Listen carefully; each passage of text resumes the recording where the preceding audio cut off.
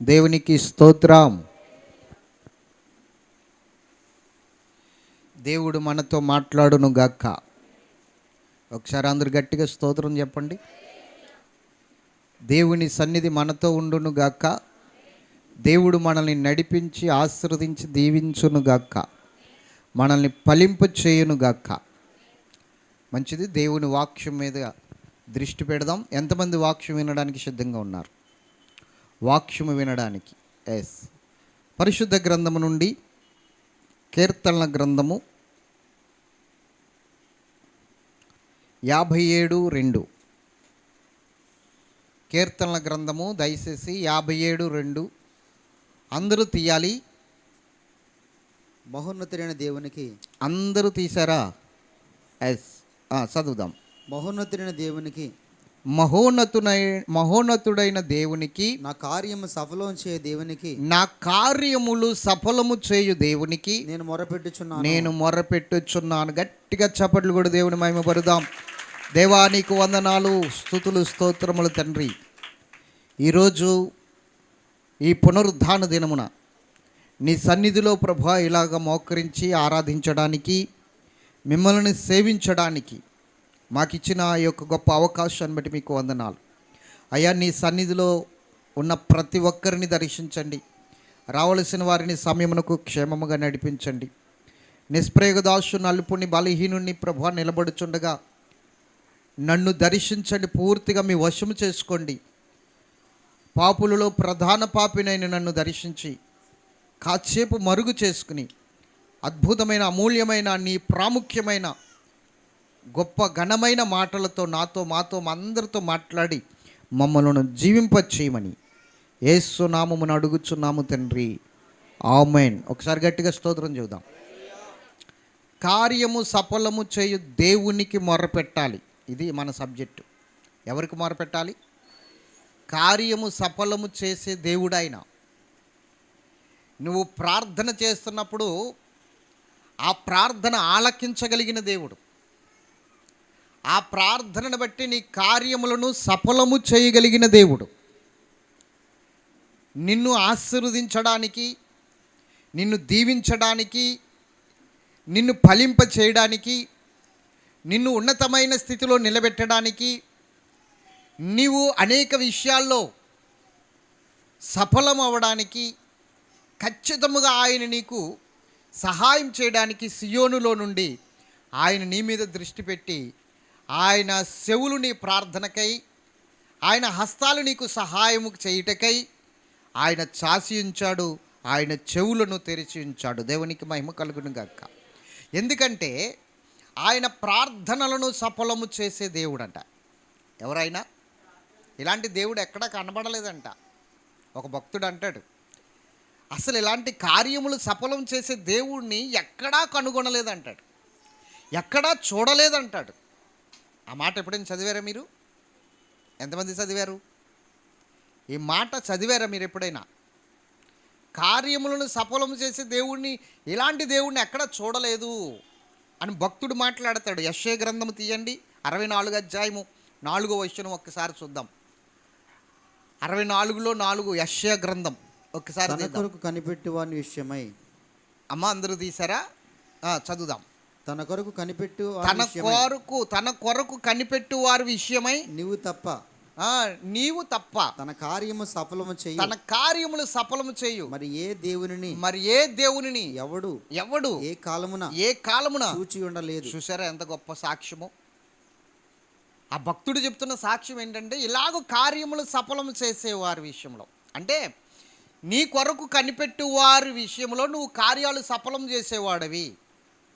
ఎవరైతే నీ కొరకు కనిపెడతారో, ఎవరైతే నీ కొరకు ఎదురు చూస్తారో, ఎవరైతే నీ కొరకు నీ సన్నిధిలో కనిపెట్టి నీ వైపు చూసి ప్రార్థన విజ్ఞాపనలు చేస్తారో, వారి విషయంలో నువ్వు ఎంతో అద్భుతమైన రీతిలో కార్యాలు సఫలం చేసేవాడివి. కానీ ఏ జనములోనైనాను, ఏ కాలంలోనైనాను ఇలా కార్యాలు సఫలం చేసే దేవుడిని చూసి ఉండలేదు అంటున్నాడు. ఎంత గొప్ప సాక్ష్యం అండి ఇది! మీరు చెప్పగలరు ఇలాంటి సాక్ష్యం? అమ్మా, మీరు ఇలాంటి సాక్ష్యము చెప్పగలదురా? దేవుడు ఎన్ని కార్యాలు చేశాడు మనకి? చేశాడా లేదా?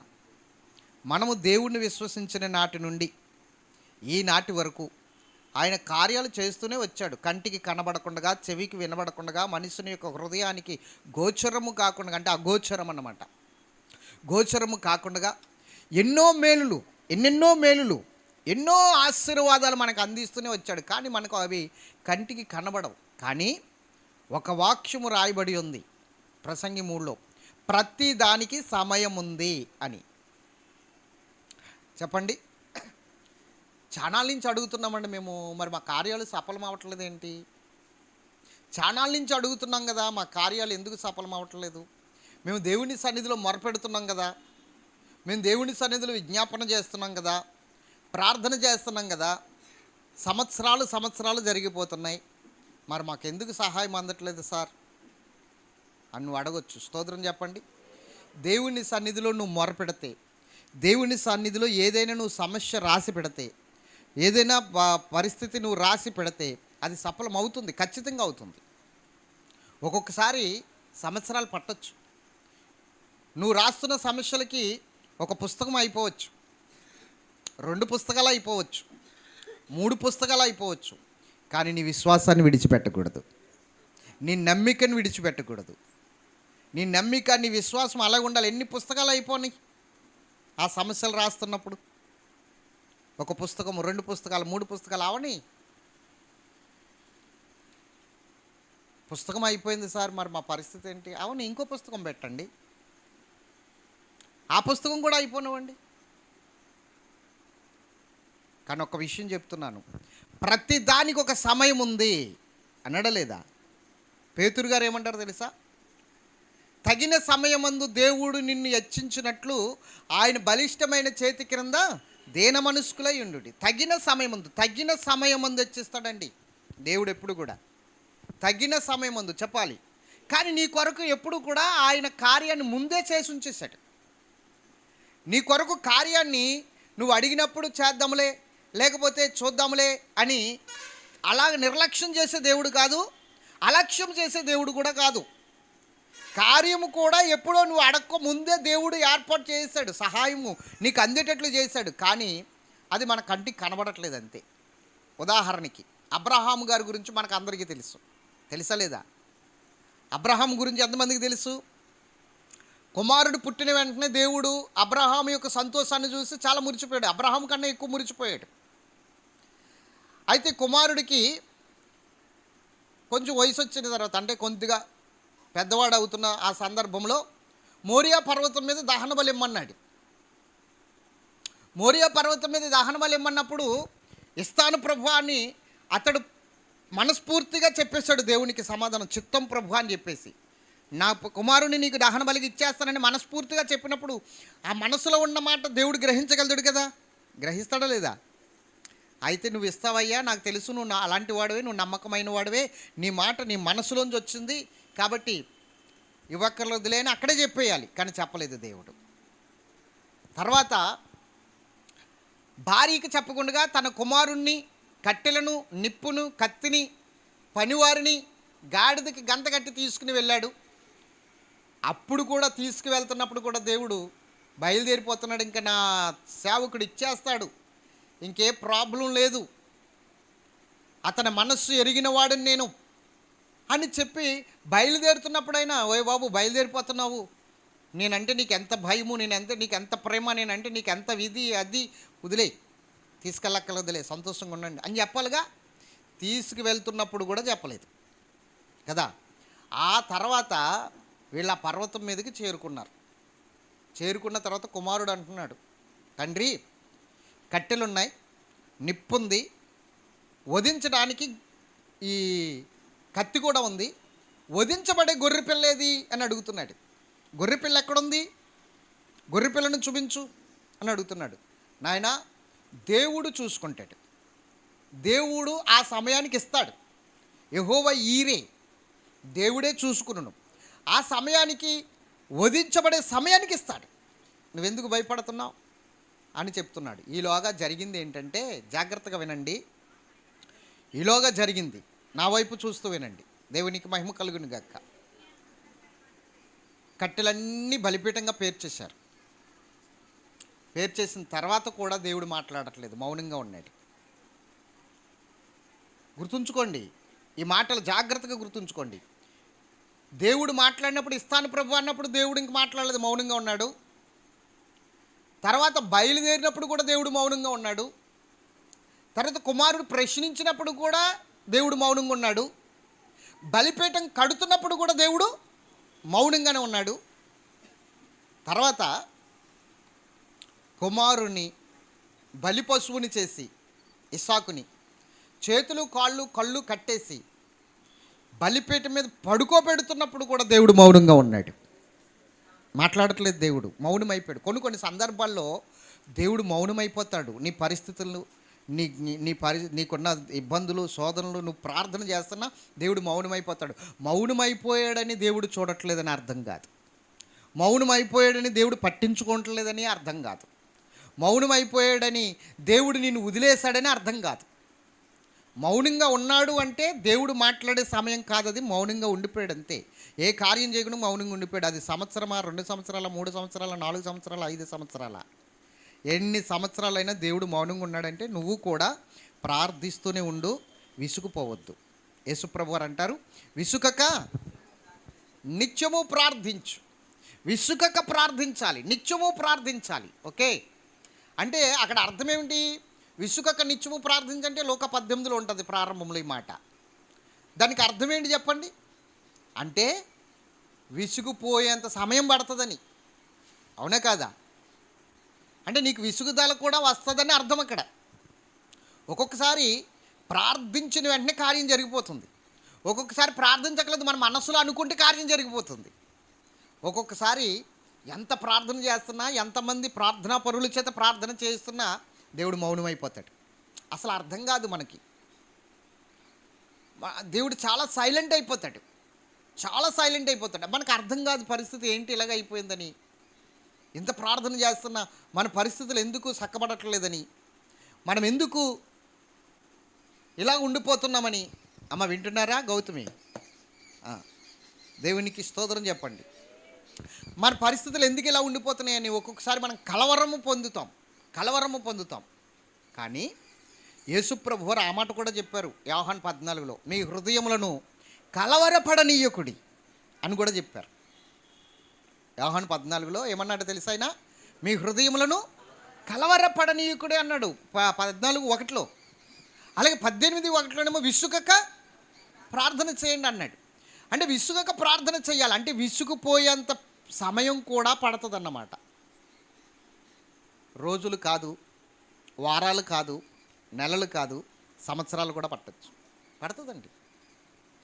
మేము దేవుని మందిరము కొరకు ప్రార్థన సంవత్సరాలు చేసాం. సంవత్సరాలు చేస్తే 18 సంవత్సరాలకో 19 సంవత్సరాలకో దేవుడు స్థలం ఇచ్చి మందిరం ఇచ్చాడు.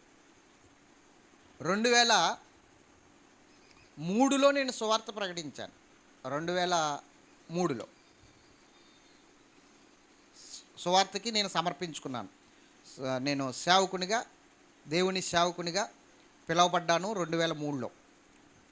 2019 వరకు అంటే ఎన్ని సంవత్సరాలు చెప్పండి? 16 సంవత్సరాలు. 16 సంవత్సరాలు మొరపెట్టాం దేవుని మందిరం కొరకు. స్థలం కావాలి ప్రభా, మందిరం కావాలి ప్రభా, మందిరం కావాలి. 2019లో 6 ఎకరం సైట్ ఇచ్చాడు దేవుడు. మేము ఎంత అడిగేవాళ్ళమో తెలుసా? 10 కొంచాలు, ఒక కుంచుడు 10 సెంట్లు, 10 సెంట్లు నేల అడిగేవాళ్ళం. కుంచుడు నేల ఈ ప్రభా మాకు మందిరానికి, ఒక కుంచుడు నేల కావాలి, ఒక 10 సెంట్లు నేల ఈ ప్రభా అని అడిగేవాళ్ళం. 10 సెంట్లు ఎప్పటి నుంచి? 2005 నుంచి అడగటం మొదలుపెట్టాం. 2005, 2006 నుంచి మొదలుపెట్టాం, ప్రార్థన చేయడం మొదలుపెట్టాం.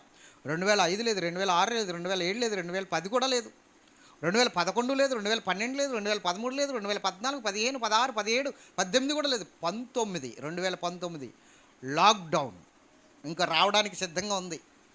కోవిడ్ ఇంకా రాలేదు అప్పటికి. అప్పుడు కొన్నాం. 10 సెంట్లు అడిగితే 55 సెంట్లు ఇచ్చాడు దేవుడు. దేవునికి మహిమ కలుగును గాక. ఆలస్యం అయ్యి కొలిదిగా ఏం జరుగుతుంది? అద్భుతము గొప్పగా జరుగుతుంది అన్నమాట. ఆలస్యం అయ్యి కొలిదిగా అడుగుతాం, అంత మాత్రాన దేవుడు ఆలస్యం అవుతున్నంత మాత్రాన చెయ్యని వాడు మాత్రము జాగ్రత్తగా వినాలి. నీ బిడ్డ మారలేదని, నీ కుమార్తె మారలేదని, నీ కుమార్తెకి వివాహం జరగలేదని, నీ బిడ్డకి జాబ్ రాలేదని, అర్థమవుతుందా? నీ భర్త మారలేదని, నీ సహోదరుడు మారలేదని, నీ సహోదరి మారలేదని, లేకపోతే గర్భఫలం లేదని నువ్వు ప్రార్థన చేసి చేసి చేసి ఇసుకుపోయి ఉంటావు. కానీ దేవుడు అంటున్నాడు ఇసుకోవద్దు, ఇసుకక ప్రార్థించి అంటున్నాడు. ఎన్ని సంవత్సరాలైనా ప్రార్థించు. ఎంతవరకు అండి? ముసలిదాన్ని అయిపోతుందనగా, ముసలిదాని అయిపోయినా కూడా ప్రార్థించు. ఎందుకంటే మృతతుల్యమైపోయిన శరీరానికి కూడా గర్భఫలం ఇచ్చే శక్తినిస్తాడు దేవుడు. మృతతుల్యమైపోయిన శరీరానికి ఇచ్చాడు కదా, ఇక్కడ శారాకి ఇచ్చాడా లేదా? మరి విసుక అన్నప్పుడు విసుకుపోవద్దు, ప్రార్థించు. కొన్ని సందర్భాల్లో దేవుడు మౌనమైపోతాడు. ఆయన మౌనమైపోయినప్పుడు మనం మౌనం అవ్వకూడదు, మనం ఇంకా ప్రార్థించాలి. ఒక రోజున యేసుప్రభు దారి గుండా పోతున్నాడు. ఒక గుడ్డివాడు, బిచ్చగాడు భిక్షం ఎత్తుకుంటున్నాడు. అయ్యా ఎంతో కొంత ఏంటని. కానీ ఎప్పుడూ లేని అడావుడి, ఎప్పుడూ లేని జనసమూహం యొక్క అడావుడి సప్పుడు ఆ రోడ్డు మీద ఆ రోజు చూశాడు. వాడు చూడడానికి కళ్ళు లేవు కదా, వింటున్నాడు అనమాట. ఎప్పుడు లేని అడావుడి, ఎప్పుడు లేని జనసమూహం, చాలా అడావుడిగా వినబడుతుంది. ఈరోజు నాకు చాలా ఎక్కువ డబ్బులు వస్తాయి అనుకున్నాడు. కానీ బాగా అడావుడిగా ఉండడం వల్ల, జనం ఎక్కువగా ఉండడం వల్ల ఒకరిని పట్టుకున్నాడు. అయ్యా ఈరోజు ఈ రోడ్డు ఏంటి ఇంత బిజీగా ఉంది, ఇంత అడావుడిగా ఉంది ఏంటంటే, ఈ దారి గుండా నజరేయుడైన యేసు బయలుదేరాడు అన్నాడు. నజరేయుడైన యేసు వెళ్తున్నాడు ఈ దారి గుండా అన్నాడు. వెంటనే వాడు ఆ బొచ్చు అక్కడ వాడేసి ఆయన వదిలేసి, ఓ దావీదు కుమారుడా నన్ను దాటిపోవద్దు, దయచేసి నన్ను దర్శించు, ఓ దావీదు కుమారుడా నన్ను దర్శించు అన్నాడు. ఆయన మౌనంగా ఉండి వెళ్ళిపోతున్నాడు, అస్సలు పట్టించుకుంటలా. ఆయన చాలా మౌనంగా వెళ్ళిపోతున్నాడు. వీడు ఎంత గట్టిగా కేకేస్తున్నాడంటే అక్కడ ఉన్నవారు అందరూ డిస్టర్బ్ అయిపోయి వీడు వంక చూస్తున్నారనమాట. ఆయన వెనకాల వెళ్ళే వాళ్ళు అందరూ కూడా అంత గట్టిగా కేకేస్తున్నాడు. వీడు చాలా గట్టిగా కేకేస్తున్నాడు. అటువంటి సందర్భంలో ఒకడు అన్నాడు, ఏయ్ ఆయన మౌనంగా వెళ్ళిపోతున్నాడు, నీ పనేది నువ్వు చూసుకో, ఆయన కేకేయకు, అల్లరి చేయకు, ఆగిపో, సైలెంట్ అయిపో అని గద్దించాడు ఒకడు, దారంట పోయేవాడు. అప్పుడు వాడు ఏం చేశాడో తెలుసా? నాలాంటి వాడికి దేవుడు కార్యం చేస్తాడేంట్లే, నాలాంటి వాడిని పట్టించుకుంటాడేంట్లే, నేను భిక్షగాని కదా, అడుక్కునేవాడిని కదా అనుకోకుండా ఇంకా గట్టిగా కేకలేయడం మొదలుపెట్టాడు. ఓ దావీదు కుమారుడా నన్ను కనికరించు, ఓ దావీదు కుమారుడా నన్ను కనికరించు, కృప చూపించు అని ప్రార్థన ఇంకా గట్టిగా కేకలు వేస్తే అప్పుడు ప్రభు ఆగాడండి. వెళ్తున్న ప్రభు ఆగి వెనక్కి తిరిగి వాడిని నా యొద్దకు తీసుకురండి అన్నాడు. అప్పుడు మౌనం పోయింది దేవునికి. వాడిని నా యొద్దకు తీసుకురండి అన్నాడు. వాడు వస్తూ ఉండగానే వాడి బట్ట కింద పడిపోయింది. వాడు ప్రభు దగ్గరికి వచ్చాడు. నేను నీకేం చేయాలనుకుంటున్నావు అన్నాడు. నాకు చూపు కావాలి ప్రభు, నేను చూడాలనుకుంటున్నాను అన్నాడు. వెంటనే దేవుడు చూపిచ్చాడు. స్తోత్రం చెప్పండి. మరి అతడు స్వస్థత పొందగోరుచున్నాడని హృదయాలు ఎరిగినవాడు కదా, వచ్చి వెళ్తానే ముట్టి వెళ్ళిపోవచ్చు కదా. కానీ కేకలేస్తున్నా కూడా సైలెంట్ అయిపోయాడు లేదా ప్రభు, మౌనంగా వెళ్ళిపోయాడు లేదా? కొన్ని సందర్భాల్లో నీ జీవితంలో కూడా ప్రభు మౌనమైపోతాడు. నువ్వు ఎంత ప్రార్థన చేస్తున్నా, ఎంత విజ్ఞాపన చేస్తున్నా, ఎంత కేకలు పెడుతున్నా, ఎంత అరుస్తున్నా, ఎన్నిసార్లు గుండెలు బాదుకుంటున్నా, ఎన్నిసార్లు నెత్తి కొట్టుకుంటున్నా, దేవుడు మౌనమైపోతాడు ఒక్కొక్కసారి. కానీ మౌనం అయ్యాడు అంటే అద్భుతం ఏదో చేయబోతున్నాడని అర్థం. ఆలస్యం అవుతుందంటే ఖచ్చితంగా పెద్ద కార్యమే జరుగుతుందని అర్థం. కానీ ఒకటి, నువ్వు అడుగుచున్నది ఆల్రెడీ ఆయన సిద్ధం చేసేసాడు, అది నువ్వు అందుకోవడమే ఆలస్యం. అబ్రహాము వెళ్ళిన తర్వాత కట్టెలు పేర్చి పడుకోబెట్టినా కూడా మౌనంగా ఉన్న దేవుడు కత్తి తీసుకుని ఇంకా బిడ్డని ఇలా పొడవబోతుంటే ఇలా పైకెత్తినప్పుడు కూడా మాట్లాడలేదు దేవుడు, మౌనంగానే ఉన్నాడు. కత్తి ఇలా పైకెత్తినప్పుడు కూడా మౌనంగానే ఉన్నాడు. కానీ ఇలా పొడిసి ఇలా టచ్ చేశాడు, ఇంకా శరీరానికి టచ్ అవుతుంటే అబ్రహాము ఆగు అన్నాడు. అంతే. ఏమన్నాడు చెప్పాలి మరి? అబ్రహామా ఆగు, నీ కుమారుని టచ్ చేయొద్దు, ఆగు అలాగన్నాడు. ఆగిపోయాడు. ఆగిపోగానే నీకు ఒక్కగాని ఒక కుమారుడిని నాకు ఇవ్వడానికి వెన్ను తీయలేదు కనుక నువ్వు నాకు భయపడుచున్నావని నాకు అర్థమైంది. కాబట్టి అతని మీద నువ్వు చెయ్యకు, అదిగో అక్కడ పొదల్లో ఒక పొట్టేలు ఉంది, తీసుకొచ్చి అర్పించన్నాడు. కన్నులెత్తి చూడగా పొట్టేలు కనిపించిందంటే అబ్రహాముకి. ఏం కనిపించింది? ఇప్పుడు చెప్పండి, ఆ పొట్టేలు అప్పటికప్పుడు వచ్చిందా జుమ్ అని మాయమయ్యి? చెప్పండి. అప్పుడప్పుడు చూస్తూ ఉన్నాం కదా మనం. టపేలమంటూ అప్పుడు వచ్చింది అక్కడికి. అది ఎప్పటి నుంచి ఉందో తెలుసా?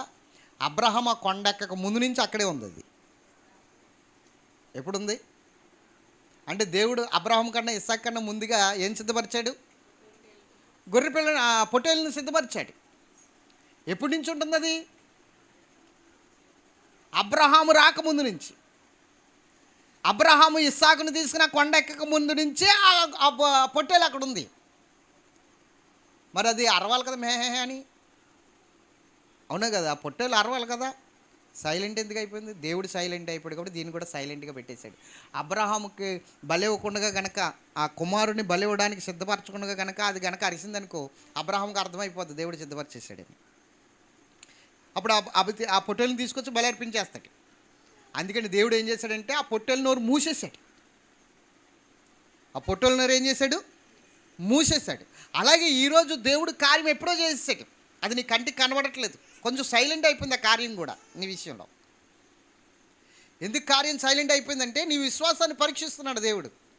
ఇంకా పరీక్షిస్తున్నాడు. ఎంతవరకు పరీక్షిస్తున్నాడంటే ఆ కత్తి ఇస్సాకు బాడీ దగ్గరికంటే వెళ్ళేంత వరకు పరీక్షించాడు కదా.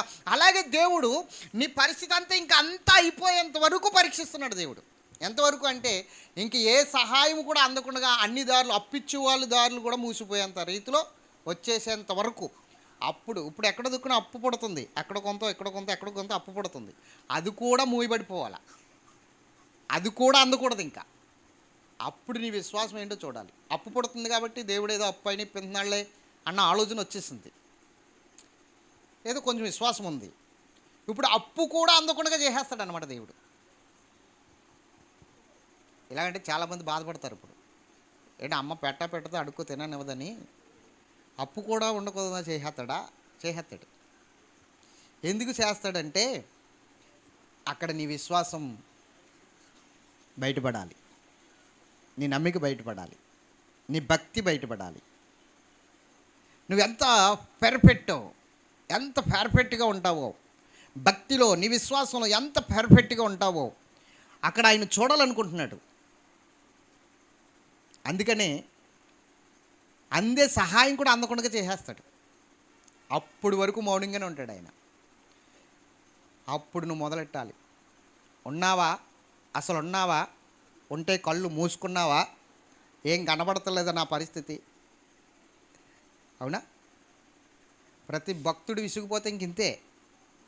ప్రతి భక్తుడు విసిగిపోతే ఉన్నావా? అసలు ఉన్నావా? ఉంటే కళ్ళు మూసుకున్నావా? అంతే కదా. ఇర్మియా కూడా అన్నాడు ఆ మాట. ఈ మాట ఇర్మియే కాదు, ఏవేలు ప్రవక్త కూడా అన్నాడు. దేవునికి మహిమ కలుగును గాక. తర్వాత హబక్కూకు కూడా అన్నాడు. స్తోత్రం చెప్పండి గట్టిగా. ఓబద్యా అయితే ఇంక మామూలుగా కాదు, పీటకం వేసేసాడు. ఏకంగా పీటకం వేసుకుని కూర్చున్నాడు. నువ్వు వస్తావా రావా, చూస్తావా చూడవా అని పీటకం వేసుకుని కూర్చున్నాడు అంతే. గోపురం మీద ఓబద్యా పీటకం వేసుకుని చూస్తున్నాడు. ఇంత పరిస్థితి ఇంత దారుణంగా ఉంటే నువ్వేం చేస్తున్నావు? ఇంత పరిస్థితి ఇంత దారుణంగా ఉంటే నువ్వేం చేస్తున్నావు? అసలు చూస్తున్నావా లేదా? ప్రపంచాన్ని చూస్తున్నావా లేదా అని చెప్పేసి పీటకం వేసుకుని కూర్చున్నాడండి గోపురం మీద ఓబద్యా అయితేని. దేవుడు ఏం చేస్తాడు? ఇంకా మనోడిని పీటకం దింపడానికి దిగొచ్చాడు. దేవునికి మహిమ కలుగును గాక. దేవుని బిడ్డలారా గమనించండి, దేవుని సన్నిధిలో నీ సహాయాలన్నీ ఆగిపోతాయి. ఒక్కొక్కసారి మెంటలు వచ్చేస్తుంది మనకి. ఏంటి పరిస్థితి? ప్రార్థన అంటున్నాం, దేవుడు అంటున్నాం, సన్నిధులకి పరిగెడుతున్నాం, దైవజనుడు అంటున్నాం, వాక్యం వింటున్నాం, కానుకలు ఇస్తున్నాం. అసలు మన పరిస్థితి ఏంటి మనకు అర్థం కావట్లేదని మెంటలు వచ్చి జుట్టు పీక్కునేంత పరిస్థితికి వచ్చేసేంత రీతికి కూడా వచ్చేస్తాం ఒక్కొక్కసారి. అప్పుడు కూడా సహాయం అందదు, మౌనంగా ఉంటాడు దేవుడు. దేవునికి మహిమ కలుగును గాక. కానీ కార్యము సఫలము చేయు దేవుడు. ఇలాంటి దేవుడు ఎక్కడా లేడు. మనం ఇందాక చదువుకున్నాం కదా, ఎక్కడైనా ఉన్నాడా? ఇలాంటి దేవుడు ఎక్కడా చూడలేదంటున్నాడు భక్తుడు. కార్యము సఫలం చేసే దేవుడు ఏ జనాంగంలో కానీ ఎలాంటి విషయాల్లో కానీ ఎక్కడ మనకి కనబడలేదే అంటున్నాడు యెషయా 64:4లో. మరి అలాంటి దేవుణ్ణి పట్టుకున్నాక మనకి ఈ దుర్గతి ఏంటి, ఈ దుర్దశ ఏమిటి? ఇలాంటి పరిస్థితికి మనం ఎందుకు రావాలి? ఇలాంటి పరిస్థితుల్లో మనం ఎందుకు ఉండాలి అంటే ఒకటే చెప్తున్నాను కదా, పరీక్ష సమయం. ఒకటి పరీక్ష సమయం, రెండు సరిచేసుకునే సమయం. మన భక్తిని, మన విశ్వాసాన్ని, మన బ్రతుకుని సరిచేసుకునే సమయం. సరిచేసుకునే సమయం కావచ్చు, నీ భక్తిని సరిచేసుకునే సమయం అయినా ఉండొచ్చు, నీ విశ్వాసాన్ని సరిచేసుకునే సమయం అయినా ఉండొచ్చు, నీ జీవితాన్ని, నీ బ్రతుకుని సరిచేసుకునే సమయం అయినా ఉండొచ్చు, లేదా దేవుడు నిన్ను పరీక్షిస్తున్న సమయం అయినా ఉండొచ్చు. కానీ ఏదైనా సరే నువ్వు విసుగుపోవద్దు, ఏదైనా సరే కలవరము పడవనివ్వద్దు. నీ హృదయాన్ని నిలబడు, ఖచ్చితంగా దేవుడు కార్యం చేస్తాడు. దేవునికి మహిమ కలుగును గాక. ఒక రోజున అబ్రహాము తన రెండో భార్య అయిన ఆగరును, తన కుమారుడైన మొదటి కుమారుడైన ఇస్మాయేల్ని కొంచెం తిత్తులో నీళ్ళు పోసి కొంచెం ఆహారం ఇచ్చి పంపించేశాడు, ఇంట్లోంచి బయటకు పంపించేశాడు. రెండో భార్య ఆగరుని, మొదటి కుమారుడైన ఇస్మాయేల్ని పంపించేసిన తర్వాత ఆమె అరణ్యంలోనికి వచ్చి ఆ తిత్తులో నీళ్ళన్నీ అయిపోయిన తర్వాత బిడ్డ ఏడుస్తుంటే, పిల్లడు ఏడుస్తుంటే ఇంక ఈడు చనిపోతాడు, వాడి సావు నేను చూడలేనని చెప్పేసి ఆగర్ ఏం చేసిందంటే వాడిని చెట్టు కింద పాడేసి ఎక్కడికో దూరంగా వెళ్ళి ఏడుస్తూ ఉంది. వీడేం చేశాడు, మొర్ర పెట్టాడంట దేవునికి. దేవునికి మహిమ కలుగును గాక. దేవదూత వచ్చి మాట్లాడతాడు, ఆగరు నీకేమొచ్చినది, ఆగరు నీకేమొచ్చినది? దేవుడు ఆ పసివాని మొర ఆలకించెను అని ఉంటుంది. అంటే దేవుడికి వాడు ఏం చేశాడు, మొరపెట్టాడు. మొరపెట్టగానే ఆలకించేశాడు దేవుడు. మొరపెట్టగానే వెంటనే ఆ మొర అంగీకరించబడింది. వెంటనే ఏం జరిగిందో తెలుసా, ఆ ఎడారిలో నీళ్లు లేని చోట్ల నీరు ఉబికిందండి. ఒక జల ఉబకడం చూశాడు. యెహోవా ఆమె కన్నులు తెరిచెను గనక ఆమె ఆ నీరును చూసింది. వెంటనే ఆ నీళ్లు తీసుకుని వెళ్ళి కుమారుడికి పట్టించింది. వాళ్ళిద్దరు బ్రతికారు. అక్కడ వాగ్దానం చేశాడు దేవుడు, కుమారుడిని ఎలా ఆశీర్వదిస్తాడో, ఎలా దీవిస్తాడో, ఏ విధంగా ఉంచుతాడో అదంతా వాగ్దానం చేసి వాళ్ళని బలపరిచేశాడు దేవుడు.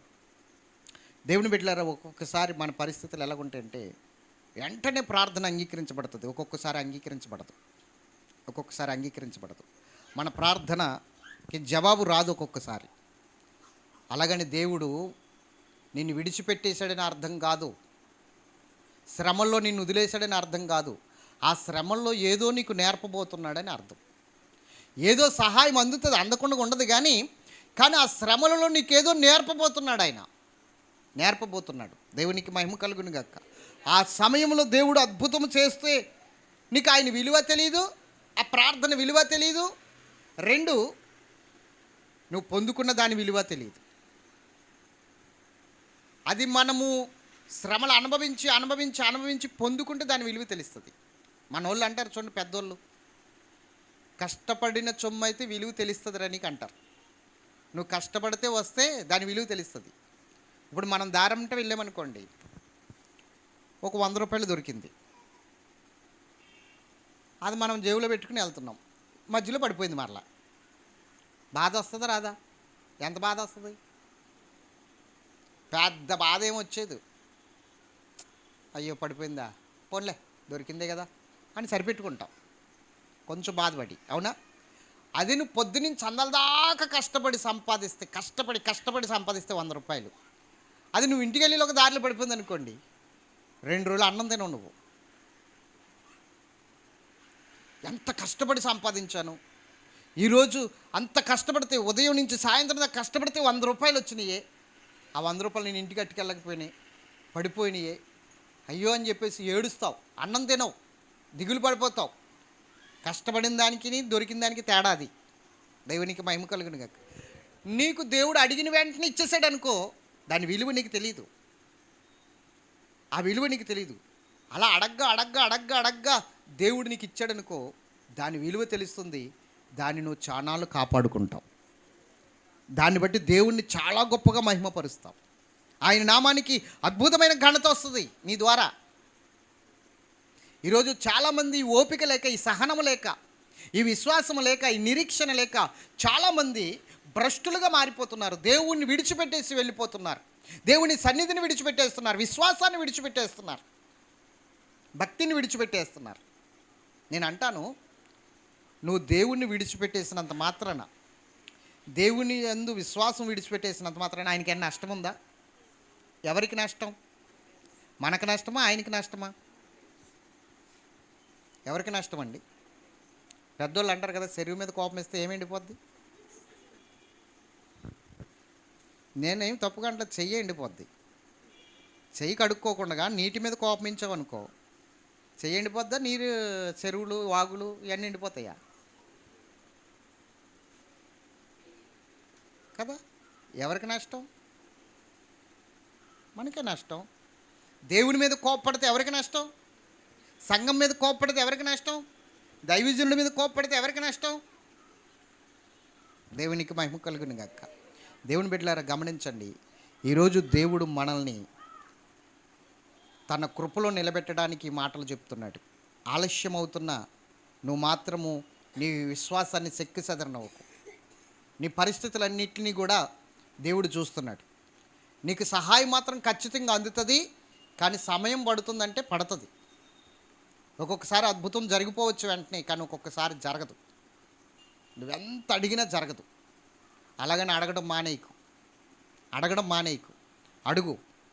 దేవుడు అబ్రహామునికి ఇత్తనన్న వాగ్దానాన్ని అడిగి 20 సంవత్సరాలు 25 సంవత్సరాలు అడిగి పొందుకున్నాడు. 1 సంవత్సరం 2 సంవత్సరాలు కాదు, 25 సంవత్సరాలు అడిగాడు. అలాగే నువ్వు కూడా అడుగుతూనే ఉండు. ఎక్కడ ఫుల్ స్టాప్ పెట్టకు. ఫుల్ స్టాప్ కాదు, కామా కూడా పెట్టొద్దు నువ్వు అడగడంలో. అడుగు, ఖచ్చితంగా ఇస్తాడు దేవుడు. ఇచ్చేవాడే. కార్యము సఫలము చేసే దేవునికి మనం మొరపెడుతున్నాం. మనం మొరపెట్టేది ఎవరికో కాదు, వినని వారికి కాదు, చెవులు మూసుకున్న వారికి కాదు, హృదయం లేని వారికి కాదు, మనసు లేని వారికి కాదు, జాలి లేని వారికి కాదు, కృప లేని వారికి కాదు. మనము మొరపెట్టుచున్నవాడు గొప్పవాడు, మొర ఆలకించువాడు, కార్యము సఫలము చేయు దేవుడు. అందుకనే 57 కీర్తన 57:2 ఈ మాట రాయబడి ఉంది. అంటున్నాడు భక్తుడు, ఏమంటున్నాడు చూడండి. ఎవరికి మొరపెడుతున్నాడట ఆ భక్తుడు? 57:2 కీర్తన గ్రంథం. మహోన్నతుడైన దేవునికి, కార్యం సఫలం చేయ దేవునికి, నా కార్యము సఫలము చేయ దేవునికి మొరపెట్టుచున్నా. అది ఇప్పుడు నువ్వు సమాధానం ఎలా ఉండాలో తెలుసా? నా కార్యము సఫలము చేసే దేవునికి నేను మొరపెడుతున్నాను. నేను భయపడను. ఆలస్యం అవుతుంది. దేవుడు చేస్తాడు ఎప్పటికైనా, కానీ కార్యము సఫలం చేయనివాడు కాడు. నా ప్రార్థన త్రోసివేసేవాడు కాదు. నన్ను అన్యాయం చేసేవాడు కాడు. ఖచ్చితంగా నాకు సహాయం చేస్తాడు. కార్యం సఫలము చేయు దేవునికి నేను మొరపెట్టుచున్నానన్న ఒక ధీమా నీకు రావాలి, ఒక ధైర్యం నీకు రావాలి. నా దేవుడు నాకు తప్పనిసరిగా కార్యం చేస్తాడని ఒక ధైర్యం నువ్వు కలిగి ఉండాలి. ఈ ధైర్యాన్ని విడిచిపెట్టకూడదు, ఈ నమ్మికను విడిచిపెట్టకూడదు, ఈ విశ్వాసాన్ని విడిచిపెట్టకూడదు. ఖచ్చితంగా నీ కుమారుడు మారుతాడు, ఖచ్చితంగా నీ కుమార్తె మారుతుంది, ఖచ్చితంగా నీకు గర్భఫలం దేవుడు ఇస్తాడు, ఖచ్చితంగా నీకు వివాహం జరుగుతుంది, ఖచ్చితంగా నీకు జాబ్ వస్తుంది, ఖచ్చితంగా నీ అప్పులు తీరుతాయి, ఖచ్చితంగా నీ సమస్యలు తీరుతాయి. కానీ దేవుడు చేయబోతున్నాడు, నీ కార్యము సఫలము చేయబోతున్నాడు. ఎంతమంది నమ్ముతున్నారా లేదా? ఏమండి, వెనకాల ఉన్నవారికి అర్థమవుతుందా? నమ్ముతున్నారా లేదా? ఏమండి, ఆయన చేయకపోతే ఎవరు చేస్తారండి మనకి? చెప్పండి, ఎవరు చేస్తారు? ఒక్కొక్కసారి అడుగు, నువ్వు చేయకపోతే ఎవరు చేస్తారు ప్రభువా? నేను నిన్నే నమ్ముకున్నాను కదా, నువ్వే కదా నా దేవుడు, అసలు దేవుడివే నువ్వు కదా, నువ్వు చేయకపోతే ఎవరు చేస్తారు? నిన్ను అడగకపోతే ఎవరిని అడుగుతాను? ఒక్కొక్కసారి ఇలా కూడా అడగాలి నువ్వు. ఒక్కొక్కసారి భర్తని భార్య అడుగుతుంది, ఏమండి పలానా చీర కొనండి అని. అంటాడు భర్త. అప్పుడు ఏమంటుంది, మిమ్మల్ని అడగకపోతే ఎవరిని అడుగుతాను? మీ బాబుని అడుగు అంటాడు ఒక్కొక్కసారి. ఎవరు? మా బాబుని ఎందుకు అడుగుతారు, నీకు కట్టబెట్టేశాక అంటుంది. అవునా? జరగలేదా? మా ఇంట్లో జరిగింది ఒకసారి. దేవునికి మహిమ కలుగుని గాక. మా బాబుని ఎందుకు అడుగుతాను? ఇంకా మీరే అని వచ్చేసిన తర్వాత మీకు కట్టబెట్టేసిన తర్వాత మా బాబుది బాధ్యత కాదు, మీదే బాధ్యత. వాస్తవం అంతే. పెళ్ళి అవనని చెప్పు తండ్రిది బాధ్యత, పెళ్ళి అయిన తర్వాత ఎవరిది బాధ్యత? భర్తదే. ఏం కొనాలన్నా భర్తదే బాధ్యత. కాలుకి చెప్పులు కొనాలన్నా, ఆఖరికి మెడలో గొలుసు కొనాలన్నా, ఆఖరికి రవికి గుడ్డ కొనాలన్నా ఎవరిది బాధ్యత? మాట్లాడరేటి? అందుకని ఏం అడుగుతా తెలుసా? మిమ్మల్ని అడగకపోతే ఎవరిని అడుగుతాను? మిమ్మల్ని అడుగుతాను. ఇవ్వండి అంటది. ఆ రోజు నువ్వు దేనికోసం నువ్వు ఆ డబ్బులు జాగ్రత్త పెట్టుకుని ఆవిడకి ఇవ్వాలి, తప్పదు. అది ఇంకో రోజు కొనుక్కో, నువ్వు తప్పదు, ఆవిడకి ఇచ్చేయాలి. అలాగే ఆయన మనకు భర్త అయి ఉన్నాడు. దేవునికి స్తోత్రం చెప్పాలి. నీ సృష్టికర్త నీకు భర్త అయి ఉన్నాడు. మనం భార్య స్థానంలో ఉన్నాం. సంఘం అంటే ఏమిటి? భార్య, ఆయన భర్త. ఇప్పుడు ఎవరిని అడగాలి? నువ్వు ఎవరిని అడగాలి? అడగాల వద్దా? ఓకే, భార్య. ఇంకా పెళ్ళి అవ్వలేదు కదండి, కన్యకలుగానే ఉన్నాం కదండి అంటే ఆయన అన్నాడు, నేను నీ తండ్రిని అన్నాడు. పెళ్ళి అవనని చెప్పి ఎవరిని అడగాలి? ఇప్పుడు 2 పాత్రలు ఆయన పోషిస్తున్నాడు. ఒకటి తండ్రి, 2 ఎస్. కాబట్టి ఇప్పుడు నువ్వు అడగవలసిన హక్కు నీకుంది, ఇవ్వవలసిన బాధ్యత ఆయనకుంది. అడుగు. అయితే ఎలా మడతా అలా అడిగేస్తే కుదరదు. నాకు ఇస్తావా చేస్తావంటే ఇవ్వను చావంటాడు. అలా కుదరదు. ఎలా అడగాలి మరి? ఏ విధంగా అడగాలి? తీయండి యోహాను సువార్త 15వ అధ్యాయం 7వ వచనం 8వ వచనం మనం చదువుదామా? నాయందు మీరును. అందరూ తీసారా? 7వ వచనం ఒకసారి చదువుదాం. 15:7 అందరూ తీసారా? చదవండి. నాయందు మీరును, నాయందు మీరును, మీయందు నా మాటలను, మీయందు నా మాటలను నిలిచి ఉన్న ఎడల మీకు ఏది ఇష్టమో అడుగుడి. మీకు ఏది ఇష్టమో అడుగుడి, అది మీకు అనుగ్రహిస్తాను. చెప్పండి. ఇప్పుడు ఎలా మడతా అలా అడిగేస్తే కుదురుతుందా? ఇస్తాడు ఆయన. ఒకటి, నా యందు మీరు అనగా ఆయన యందు మనం నిలబడాలి, ఆయనలో నిలబడాలి, ఆయన శక్తిలో నిలబడాలి, ఆయన కృపలో నిలబడాలి, ఆయన ప్రేమలో నిలబడాలి, ఆయన యందు విశ్వాసంలో నిలబడాలి. నెక్స్ట్, మన యందు ఆయన మాటలు, ఆయన ఏం చెప్తున్నాడో ఆ మాట ప్రకారంగా మనల్ని మనం కట్టుకోవాలి. ఆయన ఏం చెప్తున్నాడో ఆ మాట ప్రకారంగా మనల్ని మనం సరి చేసుకోవాలి. ఆయన ఏం చెప్తున్నాడో ఆ మాట ప్రకారంగా మనము సరి చేసుకుని దేవునికి దగ్గర అవ్వాలి, ఆ మాటలు మనలో నిలుపుకోవాలి. అందుకని అంటున్నాడు, నా యందు మీరును, మీ యందు నా మాటలు నిలిచి ఉన్న యెడల ఏది ఇష్టమో అది అడుగుడి, అది మీకు అనుగ్రహించబడును. అడగండి. నా మాటలు మీ యందు నిలబడి ఉండాలి. మరి ఎలా మడితే అలాగ అడిగేస్తే ఎలా ఇస్తాడు? సఫలము చేయాలి అంటే మనము ఈరోజు ఆయన యందు నిలబడ్డామో లేదో ఒకసారి పరీక్షించుకోవాలి. మన యందు ఆయన మాటలు ఉన్నాయో లేవో, ఆయన మాట ప్రకారంగా మనం జీవిస్తున్నామో లేదో, ఆయన మాట ప్రకారంగా మనం నడుస్తున్నామో లేదో, ఆయన మాట ప్రకారంగా నిలబడ్డామో లేదో. పునాది ఆయన మాటే. ఎవడు నా మాట విని ఆ మాట ప్రకారం జరిగిస్తున్నాడు వాడు బండ మీద పునాది వేస్తున్నాడు అన్నాడు కదా. కాబట్టి ఆ మాట ప్రకారంగా మనం నిలబడటం అంటే ఆ మాటను పునాదిగా చేసుకుని నిలబడాలి, బండగా చేసుకుని నిలబడాలి. అప్పుడు దేవుని సన్నిధిలో నీ కార్యములు సఫలము చేస్తాడు ఆయన. నా కార్యములు సఫలము చేసే దేవునికి నేను మొర్రపెట్టుచున్నాను. మరి ఏమీ జరగలేదు కదా. దావీదు నిన్ను తరుముతున్నారు కదా శత్రువులు, తరమని. నిన్ను చంపడానికి చూస్తున్నాడు కదా రాజు, చూడని. మరి నిన్ను నిర్మూలన చేయడానికి, నాశనం చేయడానికి, నీ పేరు మాపివేయడానికి కూడా చూస్తున్నారు కదా, అది చూడని. కానీ నేను ఎవరికి మొరపెడుతున్నానో తెలుసా? నన్ను తప్పించగలిగిన వానికి, నన్ను విడిపించగలిగిన వానికి, నా కార్యములు సఫలము చేయగలిగిన వానికి నేను మొరపెట్టుచున్నాను అంటున్నాడు అక్కడ. దావీదుకి శ్రమలు లేవా? దావీదుకి శోధనలు లేవా? దావీదుకి కష్టాలు లేవా? దావీదుకి ఇబ్బందులు లేవా? దేవుడికి ప్రాణాపాయాలు లేవా? ఉన్నాయి. కానీ దావీదు ఎంత ధైర్యంతో ఉన్నాడంటే దేవుణ్ణి బట్టి. 1 సమూయేలు 30వ అధ్యాయంలో ఉంటుంది ఆ మాట. ఏమని? దావీదు తమ దేవుడైన యెహోవాను బట్టి ధైర్యము తెచ్చుకును అని ఉంటుంది. కాబట్టి దేవుణ్ణి బట్టి ధైర్యం తెచ్చుకున్నాడు దావీదు. నువ్వు కూడా అంతే. ఈ శ్రమలలో, ఈ కష్టాలలో, ఈ ఇబ్బందుల్లో, ఈ ఇరుకులలో, ఈ వ్యాధి బాధల్లో దేవుణ్ణి బట్టి నువ్వు ధైర్యం తెచ్చుకుని నిలబడు. అవేమీ చేయలేవు నిన్ను. నిన్ను తాకనైనా తాకలేవు, అక్కడుండి బెదిరిస్తాయి కానీ నిన్ను టచ్ చేయలేవు. ఎందుకంటే నీ చుట్టూ ఒక కంచి వేశాడు ఆయన, నీ చుట్టూ ఒక కాపుదలు పెట్టాడు ఆయన. లోపలికి రాలేవు, బయటుండే అవి గారడీ చేస్తాయి. బయటుండి చేస్తున్న ఆ గారడీకి నీకు జ్వరాలు వస్తున్నాయి, నీకు చలి వస్తుంది. కాబట్టి ఆ గారడీ ఏం పనిచేయదు, దేవుడే సమస్తమును చూసుకుంటాడు. చెప్పండి, ఇప్పుడు ఎంతమందికి అర్థమైంది? అడుగుడి మీకు ఇయ్యబడును, వెతుకుడి మీకు దొరుకును, తట్టుడి మీకు తీయబడును. ఈ వాక్యాలను బట్టి అడిగేస్తూ ఉంటాం, అట్లా కాదు. అడగవలసినవి అడగాలి, కానీ ఆయన వాక్యం మన యందు నిలబడి ఉండాలి, మనం ఆయన యందు నిలబడి ఉండాలి. అప్పుడు ఎప్పుడు సఫలం చేస్తాడో ఇంకొక మాట కూడా చూపిస్తాను నేను మీకు. కీర్తన గ్రంథం 1వ అధ్యాయం 1 కానీ త్వరగా చదివేయండి. దుష్టుల ఆలోచన నడవక. జాగ్రత్తగా విందాం. ఒకటేంటి? దుష్టుల ఆలోచన నడవక. దుష్టుల ఆలోచన చప్పున నడవక.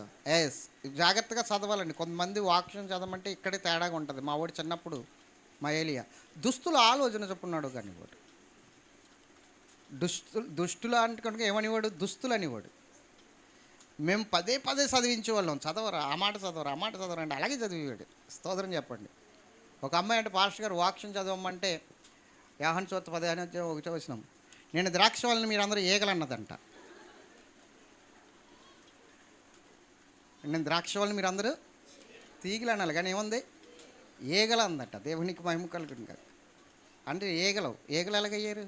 తీగలు అవుతారు. కానీ ఒక్కొక్కసారి చూడరు, చదివేస్తారు అంతే. ఒక్కొక్కసారి ఏమో నోరు తిరగదు. దేవునికి మహిమ కలుగును కాదు. వాక్యం చాలా జాగ్రత్తగా చదువుకుంటూ వెళ్ళాలి, చాలా జాగ్రత్తగా చదువుకుంటూ వెళ్ళాలి. దేవునికి మహిమ కలుగును గాక. హల్లెలూయా. కొంతమంది కొన్ని రకాలుగా మాట్లాడతారు. యెహోవా నా కాపరి అని చదవమంటే అక్కడ ఉన్న వచనాన్ని కిందకు చదివే విషయాన్ని ఏమంటుంది? యెహోవా నా కాపరి, నాకు ఏమీ కలగదు అన్నట. స్తోత్రం చెప్పాలి గట్టి. నాకు ఏమీ జరగదంట. యెహోవా నా కాపరి, నాకు లేమి కలగదండి. నాకు ఏమీ కలగదు. ఒక్కొక్కసారి దొరుకుతాయి మాటలు, చాలా జాగ్రత్తగా ఉండాలి. దేవునికి మహిమ కలుగును గాక. చాలా జాగ్రత్తగా చదవాలి. ఇక్కడ ఏమంటున్నాడో చూద్దాం, చూడండి. దుష్టుల ఆలోచన చప్పున నడువక, పాపుల మార్గమున నిలువక, అపహాసకులు కూర్చుండు చోటున కూర్చుండక, యెహోవా ధర్మశాస్త్రమునందు మొట్టమొదటిగా నువ్వు చేయవలసింది ఏంటి తెలుసా? దేవుని వాక్యాన్ని ధ్యానించటం.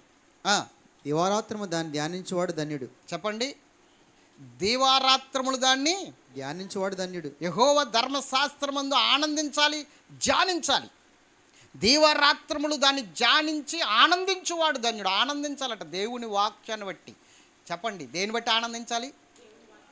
ఆనందాన్ని పాడు చేసే శ్రమలు నీకు ఉన్నాయి, ఆనందాన్ని పాడు చేసే కష్టాలు నీకు ఉన్నాయి, ఆనందాన్ని పాడు చేసే ఇబ్బందులు, కొదువులు, వెలుతులు, అప్పులు, సమస్యలు, బలహీనతలు బోల్డ్ ఉన్నాయి నీకు. నీ ఆనందాన్ని చెదరగొట్టేసేవి. కానీ నువ్వు వాటన్నిటిని పక్కన పెట్టి దేవుని వాక్యమును ధ్యానిస్తూ దానిని బట్టి ఆనందిస్తూ ఉండాలంట. నువ్వు ఎప్పుడైతే దానిని బట్టి నువ్వు ఆనందిస్తూ ఉంటావో అప్పుడు జరిగే కార్యం ఎలా ఉంటుందో తెలుసా? చదవండి. అతడు నీటి కాలువలు ఎవరైనా నాటబడిన. ఎక్కడ నాటబడినవాడు? నీటి కాలువల వారన నాటబడినవాడై ఆకు వాడక తన కాలమందు ఫలమిచ్చు చెట్టు వలె ఉన్నాడట. చెప్పండి, ఆకు వాడక తన కాలమందు ఫలమిచ్చు చెట్టు వలె ఉన్నాడట. ఎక్కడ నాటపడ్డాడు? ఇప్పుడు నీటి వారన, అనగా నీటి కాలువల వారన ఏదైనా నాటబడిన చెట్లు చూడండి. కాలువల వారన కానీ లేకపోతే గోదావరి ఒడ్లను కానీ ఉన్న కాపులు చాలా బాగా కాస్తాయి. ఎందుకంటే వాటికి వెట్ట ఉండదు, ఇంకా నీరు పీల్చుకుంటూనే ఉంటుంది, ఇంకెంచేపు పీల్చుకుంటూనే ఉంటుంది. కాబట్టి కాపు బాగుంటుంది. అవునా కదా? మాది గోదావరి అవతల. అంటే గోదావరి అవతల అంటే తూర్పుగోదావరి జిల్లా. ఇక్కడికి వస్తే మేము గోదావరి అవతల అంటారు. అక్కడ ఉంటే మళ్ళీ ఇక్కడ గోదావరి అవతల అంటాం. మాది పశ్చిమ గోదావరి జిల్లా, మీది తూర్పుగోదావరి జిల్లా. మీరేమంటారు? గోదావరి అవతల వాళ్ళని మమ్మల్ని అంటారు. మేమేమంటాం? గోదావరి అవతల వాళ్ళని మిమ్మల్ని అంటాం. గోదావరి అడ్డు మీకు మాకు కాబట్టి మమ్మల్ని ఏమో మీరు అంటారు, మిమ్మల్ని ఏమో మేము అంటాం గోదావరి అవతల వాళ్ళని కదా. అవునా కదా? మేము మొన్న వచ్చినప్పుడు ఒకళ్ళ ఇంటికి వెళ్తే అంటున్నారు, గోదావరి అవతల నుంచి వచ్చారు వీళ్ళు గోదావరి అవతల వాళ్ళు అంటున్నారు. మేమంటాం కదా ఈ డైలాగు, ఇలా అంటున్నారు ఏంటి అనుకున్నాను నేను. ఎందుకంటే మేము అనుకునే వాళ్ళం కదా గోదావరి అవతల వాళ్ళని. ఆ డైలాగ్ ఆలోచిస్తే నాకు విచిత్రం అనిపిస్తుంది. అప్పుడు అనిపించింది, ఓహో వీళ్ళకి గోదావరి అవతల మేము ఉన్నాం కదా, అందుకు గోదావరి అవతల వాళ్ళు అంటున్నారన్నమాట. దేవునికి స్తోత్రం చెప్పాలి. అయితే అక్కడ జరిగింది ఏంటంటే, మాకు ఆ పక్క నుంచి మేము ఎప్పుడు కూడా అంటాం, కొబ్బరికాయలకి తూర్పుగోదావరి జిల్లా పెట్టింది పేరు. కొబ్బరికాయలు ఎప్పుడు కూడా గోదావరి అవతల కొబ్బరికాయలు బాగుంటాయి అని మేము అంటాం. ఎందుకని? ఇక్కడ తోటలు ఎక్కువ, బాగుంటాయి. కారణం ఏంటి?